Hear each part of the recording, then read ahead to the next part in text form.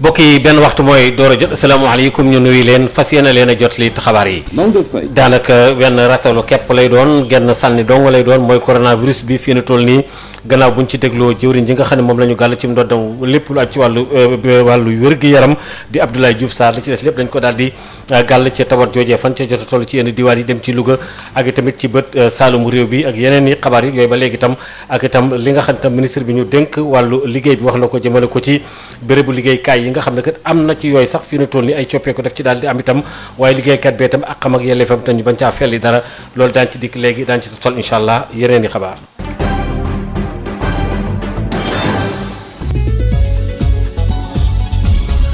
Maodo Faye kon niñ ko waxee léegi Abdoulaye Diouf Sarr jëwriñ ji ñu gàll ci ndoddam wàllu ko wér-gi-yaram moom ci boppam tey jii génnati na tamit ci àjjuma ji fukki fan ci weer wi am natt boo xam ne bi wala xayma goog defaat na ko ci Covid 19 bi ñu teewlu.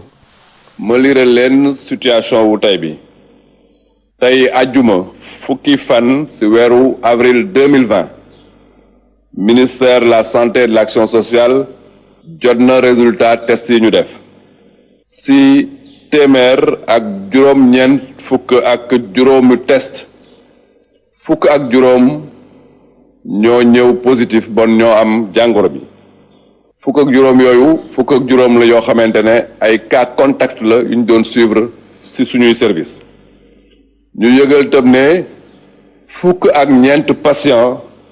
ñi xamante ne ñu ngi woon ci hôpitaux yi ñu leen di faj tey wér nañ bésu tey bi dañ leen génn hôpital ci bés bi ministère de la santé et de l'action sociale ñu ngi yëgal ne patients yi ñuy faj actuellement ñu ngi yëg tan ci seen yaram ñuy xayma ba mu commencé ba léegi ñaar téeméer ak juróom benn fukk ak juróomi cas la ñu déclaré fii ci Sénégal ci cas yooyu téeméer ak fanweer ak juróom-ñaar wér nañ ci ñaar génn nañ àdduna kenn évacué nañ ko bon dëkk tey téeméer ak ñaar fukk ak juróomi patient ñoo nekk ci suñu hôpitaux yi ñu leen di faj ministère de la santé et de l'action sociale mi ngi demander population yi ñu respecter bu baax digal yi ñu leen di jox pour que xeex bi ñuy xeex Covid 19 ñu mën ko gagner nu mu gën a gaawe kooku di Abdoulaye Diouf Sarr am ñeenti nit yu yees it yoo xam ni wax nañu ne ci wàllante bi ci Covid 19 bi fële ca Louga amati na fa mu nekk nag mbir moo xam ne mi daanaka ki nga xam ne nee ñu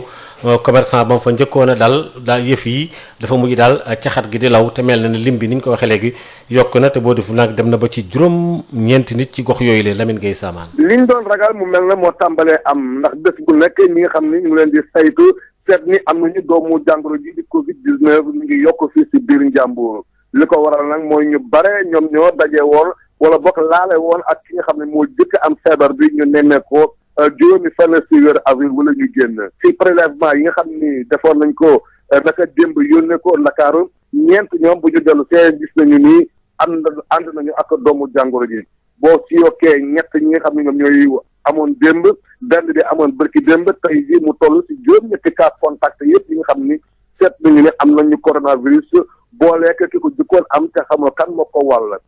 tey jii Louga am na toll ci juróom-ñeenti doomu aadama yi nga xam ni doomu jàngoro ji di coronavirus alawtiku leen ñu fàttali ni démb waxoon nañ ni ñenn ci kër docteur yi sax ñoom itam duñ leen ber def leen en quarantaine ñaar la ñu woon waaye tey jii seetlu ñu ni ñi woon nag région médicale wax nañu test yi nga xam ne defoon nañ ko ci ñoom yónnee ko bu mu dellu see seetlu ñu dara amuñu ko ci lu jëm ci wàllu Covid 19. ki leen doon jotali xibaar yi fii si Louga Lamine Gueye Samaan Sud FM. Lamine Gueye Samaan ñu ngi lay jaajëfal bu baax a baax fële ca Wéri Ngara béréb boobu nga xam ni fa la ñuy fajeeg yu demee noonu le benn wala boog benn béréb ci Wéri Ngara boo xam ne bi daal nit ñi dañ fay jaar dafa nekk ci diggante ñetti réew yu ko séq ba tax naa tam sa taxalu googu tax na daal ñu fay faje waaye nag tax na ñetti réew yu ko séq tax na wàllu kaaraange gi itam topp ci ak di nemmeeku bu baax a baax nit ñi fay tabbeeg ñiy dugg ak ñiy génn docteur Omar Sané di rafetlu seen ànd ak itamit wàllu kaaraange gi ci micro Boubacar Tamba ñu déglu ko. waaw fii xam nga Wéri Ngara dafa nekk district bu am frontière ak ñetti pays donc jël nañu ay matuwaay pour vraiment population bu jógee yeneen pays yi suñu ñëwee ñu mun a leen contrôler gis leen seetlu leen di jël température xool est-ce que amuñu amuñu feebar loolu moo tax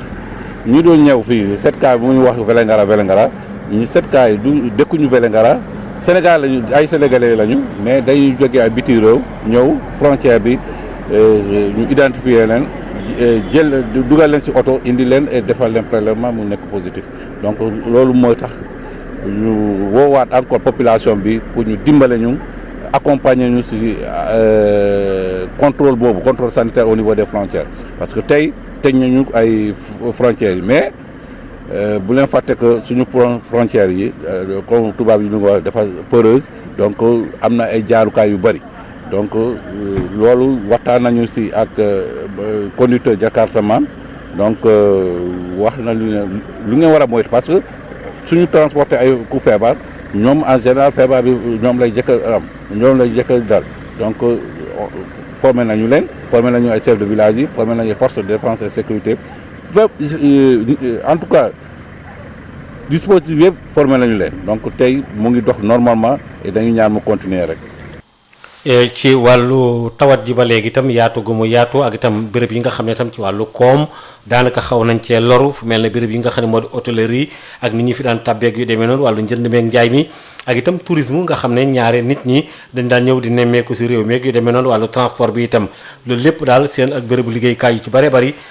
daal mbir mi am na ak rot gu ci xaw a rot itam ba tax na ministre bi ñu dénk wàllu travail liggéey bi Samba Sy ne nag secteur privé bi itam daal ñu ngi koy bàyyi xel ak yeneen i dogalit yoo xam ne jël nañ ko ci ba ci liggéeykat bi ñu teewlu. président de la république nee na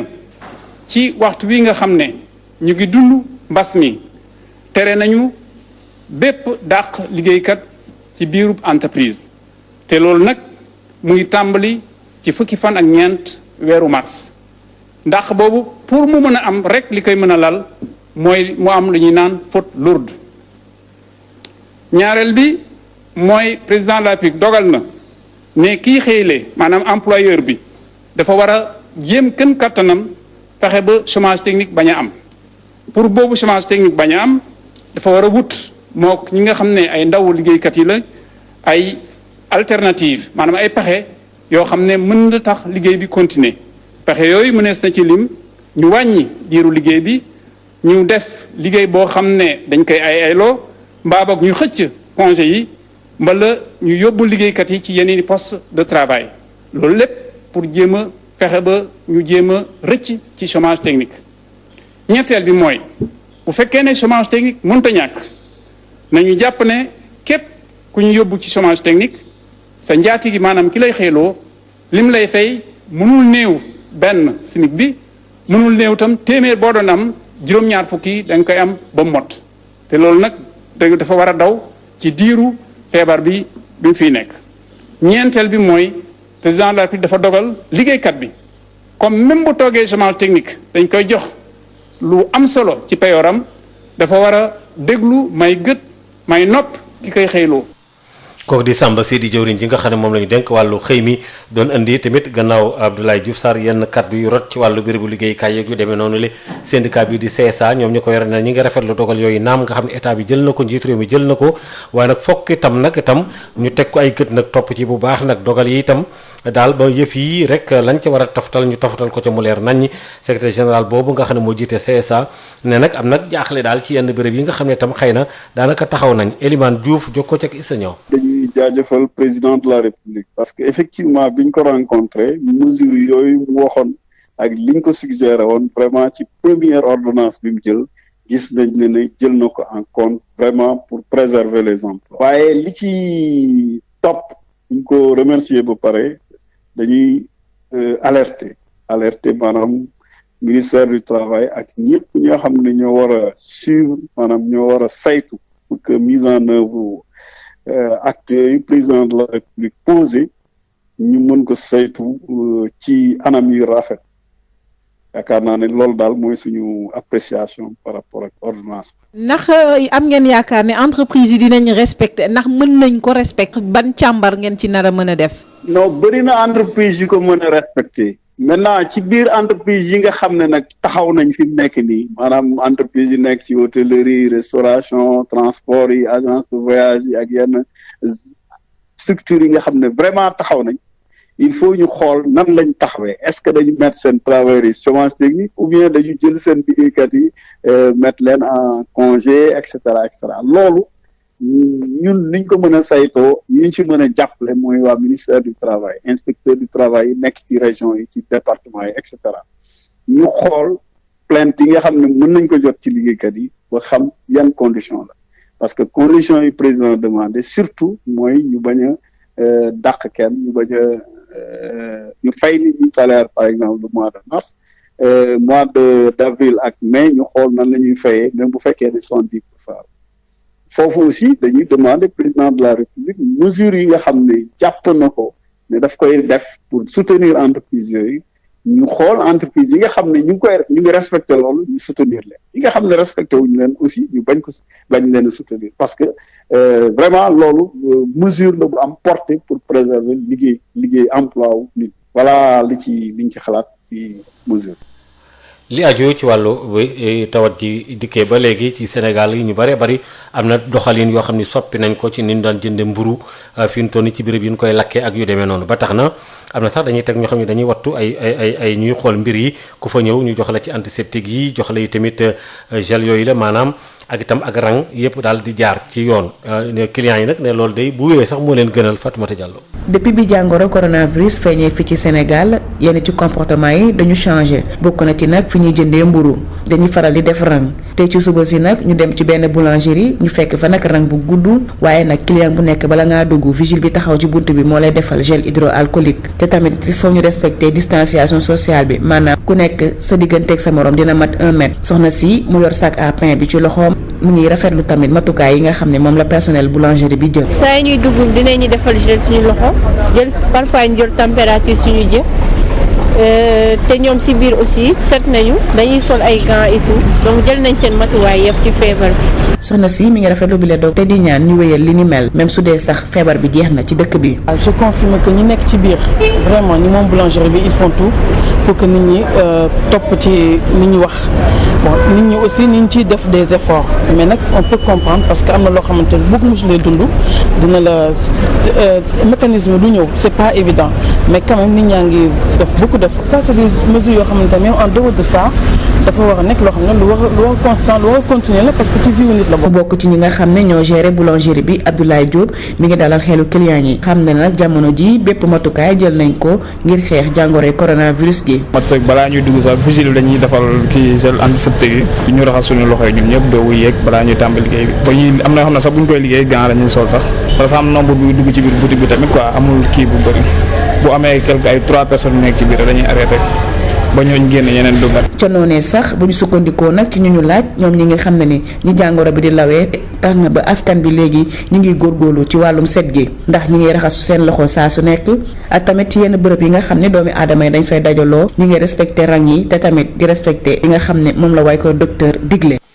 li aju ci Covid 19 bi xeex bi ñu koy xeex ba tey itam loolu ñi nga xam tam ñoo yore wàllu boulanger yi ni ñu ko waxee léegi ki leen jiite di Amadou Gaye na ñoom daal wax nañu ne fii nu toll nii am na ci yenn taxawaay nag yoo xam ni rafetlu wuñ ko ci yenn boulanger yi daal nga xam ne ñoom daanaka règle yi maanaam li ñu tëral ci wàllu cet gi taxul mu demee noonu Amadou Gaye am lu mu ci jotarutal ci téléphone Habsa Elimane. li ma la mën a bëral tey mooy nekkul ñëpp a ko jëfee am na vraiment si Ndakaaru ñoo xam ni maa tey la ñuy def maanaam jéem nañu waxtaan nañu donc c'est-à-dire que ñàkk respect boobu tax na loolu jàpp nañu fii fan xëy na mën na gën a yàquwaat waaye nag ñun aussi jàpp nañu ñun aussi duñ ko mën a seetanal dafa am si boulanger yoo xam ne amuñu benn responsabilité maanaam ñoom maanaam xooluñu sax contexte bi ñu nekk maanaam feebar bi fi nekk xooluñu ko xam lu leen intéressé seen poche tax na aujourd'hui propagation maanaam fexe ba feebar bi sax nu mu gën a yokkee seen yoon nekku si loolu donc loolu benn point la bu ñuy yàq xeex bu ñuy lii nañ ko arrêté même bu ñu ñàkkee mburu loolu moo gën lépp ñu gis aussi ay boutiques yoo xam ne aussi ba léegi ñu ngi jaay mburu te loolu aussi rafetul donc ñooñu xooluñu sax askan bi am na aussi livre yu jël mburu def ko ci saaku di ko yóbbu yooyu yëpp gis nañ ko fi loolu yëpp luy yokk feebar bi si réew bi donc ñun xeex nañ ko ñun daal lu ñu mën mooy wax nañu jëfe nañu li mu mën rek mooy woo askan bi ñu leen jël leen seen responsabilité ndaxte lii waru leen ko nangu ñu leen di jox mburu ñu neexee ak ñu leen neex donc moo tax ñu ñaan état bi aussi moom mën naa wax ni bàyyi na loxoom ci yenn côté yi maanaam dafa waroon fexe ba police ak service d'hygiène jël yenn matukaay doole ministère du commerce parce que ñoom tamit gis naa ne mënuñu nekk fépp parce que saa bu ñu leen wooyee dañuy dem waaye mënuñu mate fépp mais bu si police bokkoon loxoom ak service d'hygiène xëy na peut-être nit ñi dañu ko mën a respecter mais nag li may préciser mooy aay bi nga wax ni nekkul faible la Ndakaaru kese dafa mel ni lañ ko appliqué yeneen région Sénégal lu waaye def lu la neex la lu waaye jaay lu la neex la si seen boutique yi. est-ce que lal ngeen ay pexe ngir rang yu bëri yi nga xam ne moom la ñuy nemmeeku si boulangerie yi est-ce que am ngeen ci ay pexe ngir ëllëg ku bëgg a jot sa mburu nga jot ko te fekk doo sonn. su doon tey ñëpp respecté nañ ko rang yi dana wàññeeku loolu mooy problème bi te boulanger yi nga xam ne dañuy ñëw def nànk def lu tuuti liggéey bi naan liggéey ku doon liggéey fukki sac da ngay wàññi juróomi sac loolu dana indi rang ñun pexe yi ñu jël mooy danañ defar ay casque yu rafet yu baax waaye foofu laay profité nii mënuñu defar ay casque pour que ñëw rek placé ko parce que dafa am yoon bu mu jaar dañuy ànd ak mairie beneen bi mooy ñun d'ici mardi incha allah jël nañu ay matukaay pour lancer benn site internet da ngay toog sa kër commander sa mburu ñu indil la ko nga éviter rang bi mel noonu ngir defaraat ak réglementé lépp lu joyanteyaat ci wàllu njënd meeg njaay mi conseil des ministres bi nga xam ne amoon na ko ci wàllu mburu mi ngir defaraat ko bu baax a baax xool tam boulanger yi ak itamit ñi ci liggéey itam ak béréb yi directeur commerce bi di Ousmane Mbaye ne daal loolu dañ ko def ngir gën a setal béréb yooyu la gën a maanaam gën a raxasaat lépp loo xam ne jëm na ci wàllu secteur bi nga xam ne moo jëm ci wàllu mburu mi ak boulangerie ak yu demee noonu ngir lu yëf yi gën a jekk Ousmane Mbaye ci téléphone Habib Seliman soo rappelé ci at yi wees yëpp secteur boulangerie secteur la boo xam ne nii dafa bari ay jafe-jafe biñ ci doon liggéey ñu gis ni jafe-jafe yi buñ ko bëggee régler pour de bon il faut que ñu assainir secteur loolu taxoon ñun ci liggéey yëpp ministère du commerce ànd ko acteurs yi ñu liggéey tabax benn projet de décret boo xam ne nii que jàpp nañ ni buñ ko wéyalee buñ ko doxalee mën na am lu mu lijjanti lu bëri ci mbiru boulangerie projet boobu biñ ko soumettre son excellence chef de l'État mu jëmmal ko mu signé ko le 31 décembre 2019 bi ñu commencé liggéey pour maanaam di doxal décret boobu nga gis jamono yi wees yëpp ci mois de mars bi suñu équipe yi ci terrain bi di xool conditions yi ñuy distribuer mburu bi gën koo sellal gën ko assainir ñu gis ni it am na beneen pàcc boo xam ne nii que mi ngi commencé feeñ mooy wàllu distribution bi ndax nit ñi dans la boulangerie amatul jafe-jafe waaye boulangerie amul fépp te feneen fi nga ay point de vente yi nga xam dañoo war a jël relais boulangerie nit ñi di fa mën a jël mburu bu ñu xamul ñan ñoo fay dem ak ñooñu ñan lañu ak lan la ñuy liggéey ak même point de vente yooyu nuñ koy installé yaakaar naa ni fi ñu jóge woon rek fa la ñuy delluwaat waaw loolu nag moo tax suñu kilifa jox ñu digal ñu liggéey ci benn projet de décret boo xam ni jëbal nañ ko monsieur le chef de l'État ba ñu adopté ko en conseil des ministres déjà ñu ngi liggéeyaat ci projet d'arrêté boo xam ni moo war a gën a leeral conditions yi nga xam ni képp ku bëgg a distribuer pain war na ko remplir déjà bokk na ci agrément bi waaye nag say point de vente nan la war a mel yan relation nga war a am ak boulangerie bi ak également point de vente yooyu fan lañ ko mën a installé ndax suñu bàyyee kenn ku nekk di def lu la neex ak nu mu la neexee même suñ ko réglé ci boulangerie te réglé wuñ ko ci distributeur bi yaakaar naa ne fa ñu jógee fa la ñuy delluwaat kon loolu mooy solo projet de décret bi nga xam ni adopté nañ ko en conseil des ministres ñu koy liggéey ngir di ko jëmal ci beneen arrêté ngir commencé ko doxal ci li mu gën a gaaw. ci loolu sax tey ci àjjuma ji ministre bi ñu dénk wàllu commerce dana daje ak ñi nga xam ne ñoo di boulanger yi fi mu toll ngir mën a waxtaanee lépp loo xam ni jëm na ci wàllu séddale mi ak itam réew mi niñ bëggee mu doxee noonu ñu dem ci wàllu tàggat yaram. El Hadj Malick ñu dem ci wàllu tàggat yaram. jërëjëf moom la ñu ko doon rek wàllu Covid 19 tamit fédération bi nga xam ne wax ne day dakkal lu jëm ci coupe du Sénégal ak tamit coupe de la ligue décision boo xam ne xel nangu na ko ndaxte kat fi mu toll nag tuwaat bi ko toll moo di Salif Diallo nekk ci agence de presse sénégalaise ñu déglu ko. waaw lu ñu mën a wax ne bon ñëpp xam nañu ne saison bi du nekk saison bu normal ak feebar bu xew si àdduna bi kenn xamul kañ lay dem mais bon boo nekkee njiit nag da ngay anticiper da ngay jéem a réfléchir pour xam loo décision yoo war a jël mais boo xoolee baax su football dëkk football si dëkk lu gën a am important mooy championnat donc plusieurs championnats yi mën nañ xaar encore 13 journées moo des mais coupe yi ak kii yëpp mën nañ ko arrêté bon du gulee xam nañ ne coupe de la ligue am na 2 ans yoo xam ne amuloon xam nga donc coupe du Sénégal moo desoon loolu tam am na benn année boo xam ne amul donc championnat mooy kii ba mooy mesure football dëkk loolu mënuñ ko arrêté nañu xaar d'abord ba autorité wax am décision bu ñuy jël par rapport à état d'urgence ñu mën a wax mais waa décision bu sage la décision d'anticipation kilifa daal noonu. mu nekkoon Salif Diallo lu jëm ci wàllu championnat bi dañ ci am lu leer ñeenti fan ci weeru mai laataa loolu nag kii bi ñu ngi wéy bàyyi nañ jour yi jox leen ay programme yoo xam te ne war tàggat seen bopp ñu déglu ci loolu kii di Cheikh Gueye moom mooy tàggat équipe bi di Stade de Mbour mu di say leer. situation la boo xamante ni situation bu xaw metti la ndaxte bu dee situation en temps normal ñun entraîneur li ñuy def mooy déjà bu ñu xamee ni ñu ngi jug si trêve bu ndaw wala trêve bu gàtt dañuy changer suñu planification d'entraînement ba pare ni élaborer aussi benn programme boo xam ne ñuy jox joueurs yi mais tey il faut ñu nangu ni tey jii même programme boobu ngay jox jour bi sax pour mu def ko dafay jafe parce que dañ ni nan toog suñu ay kër benn ba pare espace amul suñu kër yi peut-être du ñëpp ñoo mën a am kër yoo xam daan fa mën a def espace wala ay moyens yu ñu defee entraînement ni mu ko waree même bu fekkee jour bi mi ngi koy def tey tamit yow coach bi nekkuloo ak moom soriantoo nga ak moom soriantoo boo xamante ni doo mën a contrôler vraiment li nga xam mi ngi koy def peut-être muy jour bi wala muy entraîneur ku ne rek ci situation bi mel nii mooy conscient xam ni kat lii sa métier la nga si def sa temtalaay kattan li nga mën ba nga xamante ni bu ñu tàmbaliwaatee football mu bañ la bett. wax ne nag li tam ci wàllu Covid-19 moo tax ñu dàq lu jëm tournoi qualificatif ci wàllu basket bi Jeux olympiques yi dina am nag ci ñaar fukki fan ak ñaar ci weeru juin jàpp ñeenti fan ci weeru juillet atum 2021 lay doon ñu jàpp ne Sénégal nag ci poule B bi la bokk moom Serbie Italie ak tamit Porto Rico tournoi boobu nag ca Belgrade lay amee ba tey ci wàllu basket FIFA lëkkaloog FIBA Afrique nag ñu décidé nag dëggal date yu afro basket ci góor ci jigéen ñi ci atum 2021 ci lu leer ba leer mooy kat lu jëm nag am na décalage boo xam def nañ ko ñaari jongante yi dañ am nag ci Jeux olympiques atum 2021 gaynde yi nag yu góor yi ñoom dinañ amal seen afro basket ñaar fukki fan ak ñeent ci weeru août jàpp ci fan ci weeru septembre jigéen ñi nag amal du 17 au 26 septembre lay doon di wax ne nag gaynde Sénégal yi ñoom dinañ amal lu jëm nag ci weeru tournoi qualificatif ci weeru février lay doon loolu nag Sénégal Angola Mozambique ak Kenya ñoom ñoo bokk poule H Maodo. ñu dem kon ci xët wi ñu jagleel wàllu aada ak cosaan.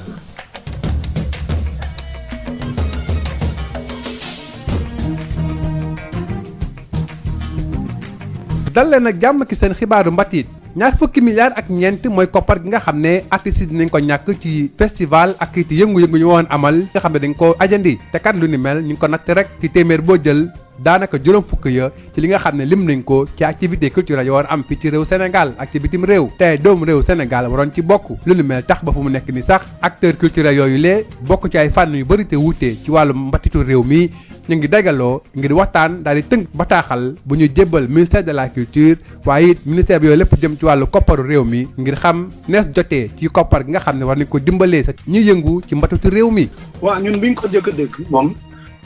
dafa am benn comité boo xam ne ci acteurs yi parce que ñun ñu ngi bokk itam AMS ñu ngi bokk ci SODAV am benn comité bu réunir ak ñoom ak Ngoné Ndour présidente du conseil d'administration SODAV ak docteur Massamba Gueye ak Zeynoul Sow président AIM Ousmane Faye président ADAFES Lor Aladjiman ak artiste chef d'entreprise Didier Awadi Bacili directeur SODAV boole nuñ ci artiste art visuel yi boole ci artiste théâtre artiste danse yi rappeurs yi écrivains yi ci benn communication pour ñu xam waaw lii 1000 milliards la état wax mais 1000 milliards yi état wax 1000 milliards waxu ko pour culture rek daf ko wax pour plan national ba mu jeex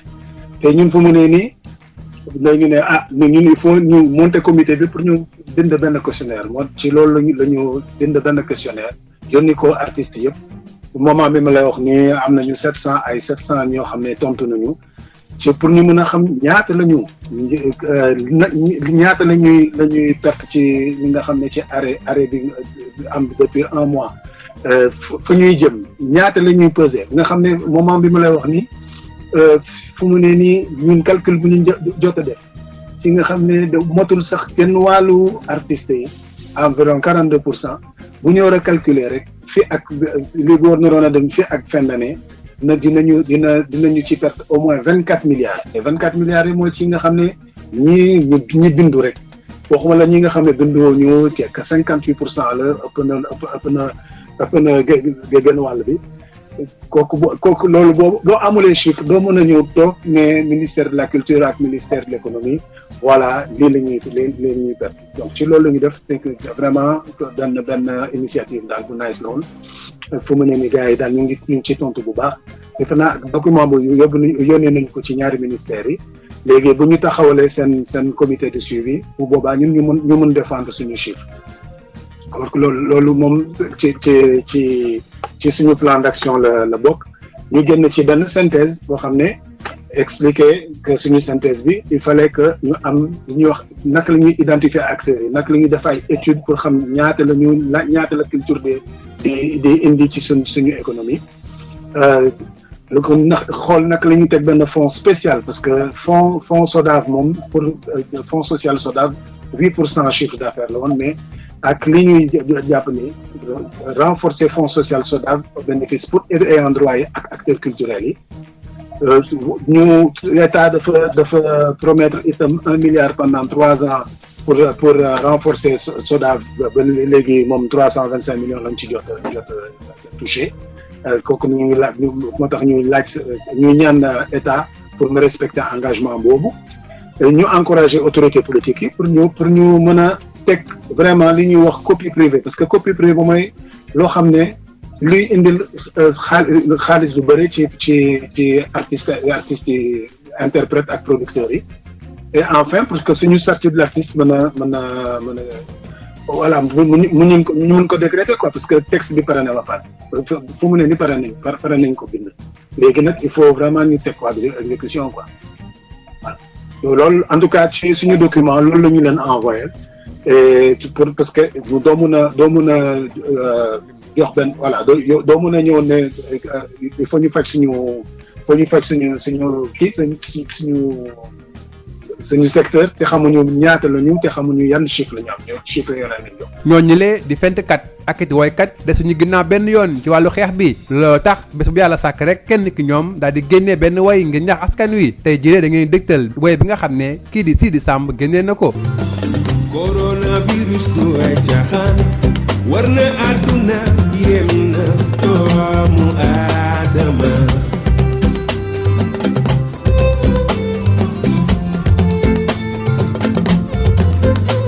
seetul buur seetul baadoola xoolul ku am xoolul ku ñàkk fan laanu fagaru. ba léegi ci wàllu yeete ak it ñaax askan wi ci àdduna warngal kàpp waaye bi lee di monsieur Corona bi nga xam ne kii di rappeur Burkina Faso bi lee moo ko def di Smarty moom de mi ngi ànd ak sax ak waa UNICEF ngir lawal wàllu yeete bi ci àdduna warngal kàpp benn nañu déglu lenn ci boobule morceau di monsieur Corona. Monsieur Corona, qui es-tu? Le monde est dans des beaux draps, virus qui tue. De tousser mais le coude en avant. Oh, utilise un mouchoir à usage unique. Oh, en cas de contagion reste chez toi sans panique. Je t'aime bien mais salue-moi avec ton coude. Si je refuse faudra pas que tu me boudes. Mais masconner le nouveau style est toxique. Que ton meilleur ami soit ton gel hydroalcoolique. Monsieur Corona. waaw sax lan moo tax artistes yi lee ci jamonoy coronavirus bi la ñu jékki-jékki rek daal di am inspiration niki noonu seeni fent di gën di bëri te wuute jëm ci wàllu xeex jàngoro bi ak it ci wàllu yeete laaj nañu laaj boobu léegi Daniel Gomes lii la ki tontu. waaw mais boo xoolee bu baax artiste du xaarul corona pour loolu saa bu ñu artiste saa ñu leen soxlee wala dara ñu yëg ne dara daal baax na ci parce que ñun ñooy kii reflet wu société bi quoi c'est que inondation am na fii artistes yi jóg nañu fi ak kii Joola kii naufrage Joola am na fi xaale artistes yi jóg nañu artistes yi saa bu ñu leen wooyee wala saa bu ñu sentir que lii moom war nañu wax ci benn fait social moom am benn problème loolu moom nañ ci jóg waaw c'est problème bi mu tey mooy li ma wax sànq rek c'est que tey ñoom ci victime yi la ñu bokk mais terewul que toujours ñoom ñu ngi créer ñu ngi sensibiliser parce que loolu mooy seen rôle. En cas de contamination,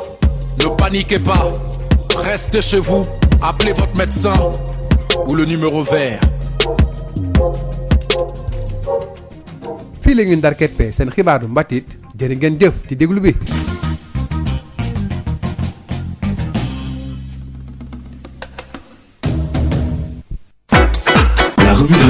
La revue de la presse sur Sud FM. Sud Quotidien, Walf Quotidien, Le Soleil, Le Populaire, l'Obs. La revue de la presse sur Sud FM. Écoutez la différence.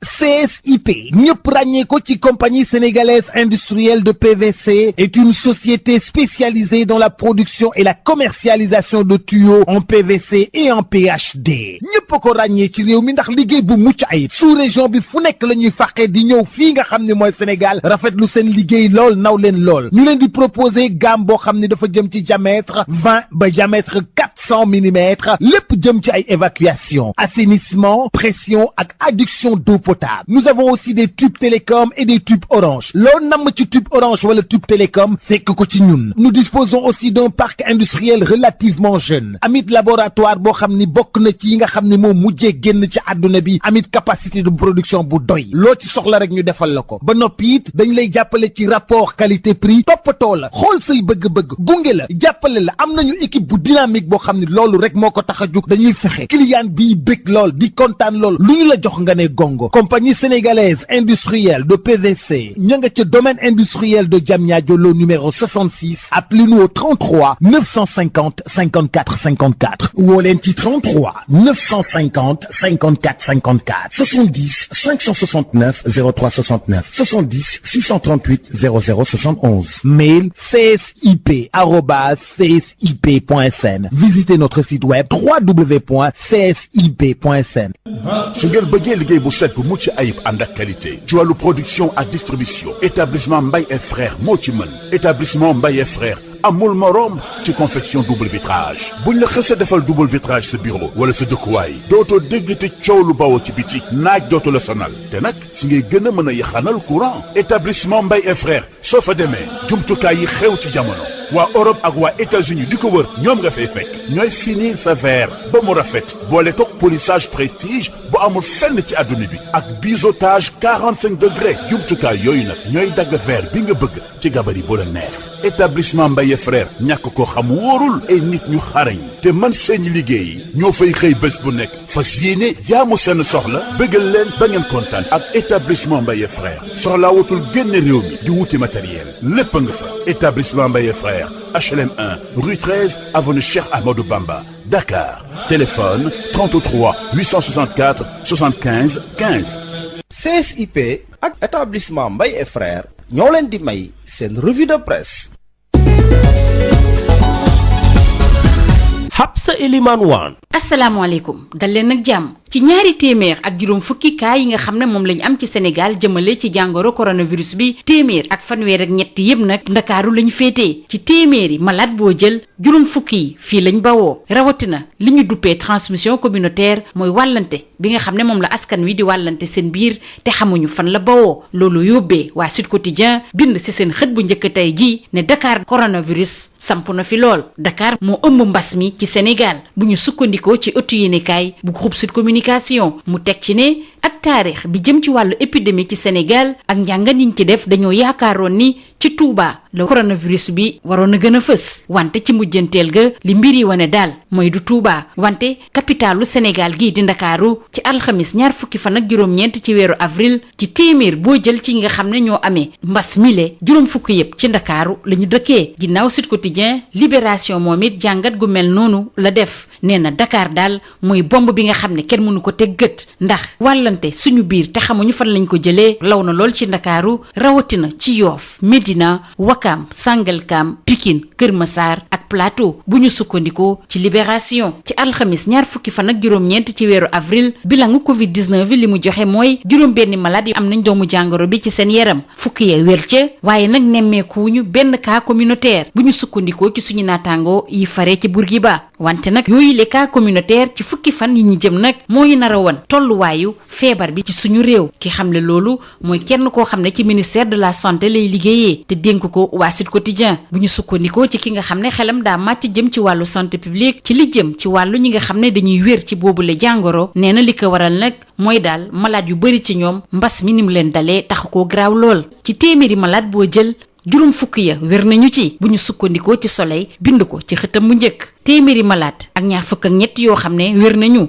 téeméer ak ñaar fukk ak ñeent nag ñoo ne ci l'hôpital yi ñu leen di faj law bi nga xam ne moom la cas communautaire yi di law tax ba ministère bi ñu dénk wàllu wér-gu-yaram di gën a soññ askan wi ngir ñu sàmmonteeg lépp lu jëm ci wàllu mesure yi ñu jël jëm ci wàllu cet critique moom it waxtaane wàllu cas communautaire yooyu lee jox ci kàddu professeur Daouda Ndiaye nee na nag bu sañoon dañuy jël ñenn ci askan wi tere leen ñuy génn seen kër yi wante boobu la tëj nag dañu koy def ci quartier ak département yi nga xam ne daal fa la cas communautaire yooyu bawoo bu ñu sukkandikoo chef de service parasitologie bu université Cheikh Anta Diop du benn cas bu yees bu ñu nemmeeku ci Thiès ak Touba teg ci it démb du benn cas communautaire boo xam ne siiwal nañu ko loolu yóbbee suñu naataangoo yi fare ci laas seen xel xaw caa dal wante nag ci Afrique Europe ak Amérique moom leneen la ñuy wax juróom fukki sénégalais ñoo ñàkk seen bakkan ndax mbas moomule bu ñu sukkandikoo ci waa tribune nguur gi ci dëkk yooyu le dafa jënd ay sëkk ngir doomi réew yi nga xam ne ñoo fa faatu ginnaaw gi ñu amee coronavirus bu ñu leen di jébbal suñu borom nag danañ def seen kéem kàttan ba sàmmonteeg li ci lislaam digle ngir jàppale diaspora bi fukki milliards ak ñaar la nguur gi jël fukki milliards la ak ñaar yu teg juróom bu ñu sukkandikoo ci waa Grand Place Le Témoin quotidien nga xam ne tey lay màggal fanweeri atam nag leeral na bu baax a baax séddale koppar boobu nga xam ne moom lañ jagleel waa diaspora mu jox ci kàddu Amadou Ba biñ dénk affaires étrangères l'enquête ñu ñuy wax jeexital gi nga xam ne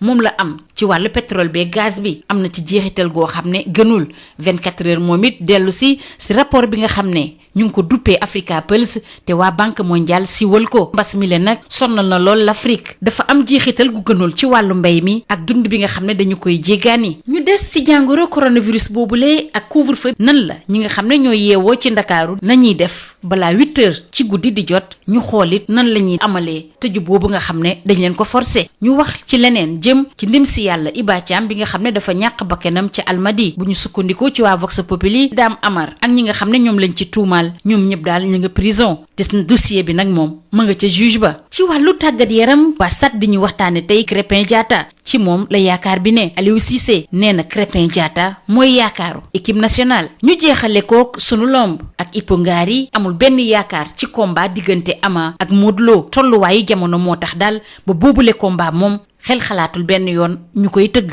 ba tey ci biir sunu lomb Ipo Ngari di xamle leneen saison bi moom kenn mënu ko sowe lii moo gënoon a fës ci ëttu yéenekaay yi ñu xëyandool tey jilee ñu yendoog jàmm. CSIP ñëpp ràññee ko ci compagnie sénégalaise industrielle de PVC est une société spécialisée dans la production et la commercialisation de tuyaux en PVC et en PHD ñëpp ko ràññee ci réew mi ndax liggéey bu mucc ayib sous région bi fu nekk la ñuy fàqee di ñëw fii nga xam ne mooy Sénégal rafetlu seen liggéey lool naw leen lool ñu leen di proposer gamme boo xam ne dafa jëm ci diamètre 20 ba diamètre 400 millimètres lépp jëm ci ay évacuation assainissement pression ak adduction d'eau potable. Nous avons aussi des tubes télécom et des tubes orange loo namm ci tube orange wala tube télécom fekk ko ci ñun. Nous disposons aussi d'un parc industriel relativement jeune amit laboratoire boo xam ni bokk na ci yi nga xam ni moom mujjee génn ci àdduna bi amit capacité de production bu doy loo ci soxla rek ñu defal la ko ba noppi it dañ lay jàppale ci rapport qualité prix toppatoo la xool say bëgg-bëgg gunge la jàppale la am nañu équipe bu dynamique boo xam ni loolu rek moo ko tax a jug dañuy fexe client bii bëgg lool di kontaan lool lu ñu la jox nga ne gongo. Compagnie sénégalaise industrielle de PVC ña nga ca domaine industriel de Diamniadio lo numéro 66 appelez-nous au 33 950 54 54 woo leen ci 33 950 54 54 70 569 03 69 70 638 00 71 mail csip@csip.sn visitez notre site web www.csip.sn. su ngeen bëggee liggéey bu set bu mucc ayib ànd ak qualité ci wàllu production ak distribution établissement Mbaye et frères moo ci mën établissement Mbaye et frères amul morom ci confection double vitrage buñ la xësee defal double vitrage sa bureau wala sa dëkkuwaay dootoo dégg te coow lu bawoo ci biti naaj dootu la sonal te nag si ngay gën a mën a yaxanal courant établissement Mbaye et frères soo fa demee jumtukaay yi xew ci jamono waa Europe ak waa États-Unis di ko wër ñoom nga fay fekk ñooy finir sa verre ba mu rafet boole toog polissage prestige bu amul fenn ci adduna bi ak biseautage 45 degrés jumtukaay yooyu nag ñooy dagg verre bi nga bëgg ci gabari bu la neex. établissement Mbaye frère ñàkk ko xam wóorul ay nit ñu xarañ te man seen liggéey ñoo fay xëy bés bu nekk fas yéene jaamu seen soxla bëggal leen ba ngeen kontaan ak établissement Mbaye frère soxlaa wutul génne réew mi di wuti matériel lépp nga fa établissement Mbaye frère HLM 1 rue 13 avenue Cheikh Amadou Bamba Dakar téléphone 33 864 75 15. CSIP ak établissement Mbaye et frères ñoo leen doon may seen revue de presse. Maodo Faye.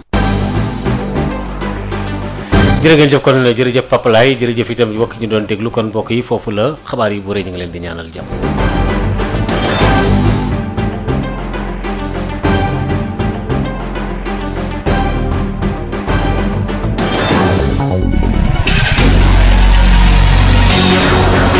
feebaru coronavirus ba léegi mi ngi fii ci biir réew mi léegi